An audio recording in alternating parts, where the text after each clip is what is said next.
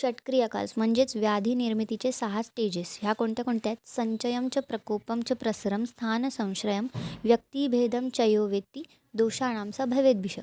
सगळ्यात पहिली अवस्था आहे संचय अवस्था. यामध्ये दोष स्वस्थानामध्ये स्वतःच्या संचित होतात. संचित होणं म्हणजेच थोड्या प्रमाणात त्यांची वृद्धी होते. ठीक आहे. जसं की वाताचं स्वस्थान पक्वाशय आहे, तिथे त्याचा संचय होतो. पित्त ग्रहणीमध्ये संचय होता व कफ हे उरस्थानामध्ये संचित होतात. दुसरी अवस्था आहे प्रकोप अवस्था, ज्यामध्ये दोष स्वस्थानामध्ये अतिप्रमाणात त्यांची वृद्धी होते. तिसरी अवस्था आहे प्रसर अवस्था. यामध्ये दोष स्वस्थान सोडून इतरेतर शरीरामध्ये गमन करायला लागतात. चौथी अवस्था आहे स्थान संश्रय, ज्यामध्ये जे कुठे स्त्रोत स्नायू पेशी वीक असतात तिथे जाऊन ते स्थान संश्रित होतात. यामध्ये व्याधीचे पूर्वरूप लक्षणं म्हणजेच प्री सिम्पटम्स दिसायला लागतात. नंतर पाचवी अवस्था आहे व्यक्ती अवस्था.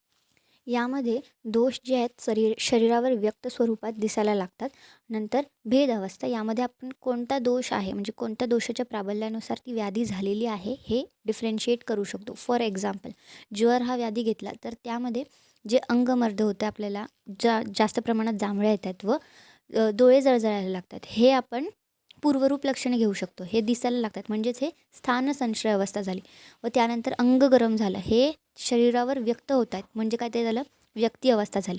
नंतर भेदचं एक्झाम्पल घेऊ शकतो, जसं की कास व्याधी घेतला तर ओला खोकला सुखा खोकला असतो. तर ओला खोकला हे कफज कास आहे, सुखा खोकला वातज कास आहे. हे आपण कसं ओळखलं तर हे त्या दोषाच्या प्राबल्यानुसार झालं आहे, हे आपण भेद करू शकलो. ती लास्ट अवस्था असते भेद अवस्था. अशा ह्या 4 प्रकारच्या व्याधी निर्मितीच्या अवस्था असतात.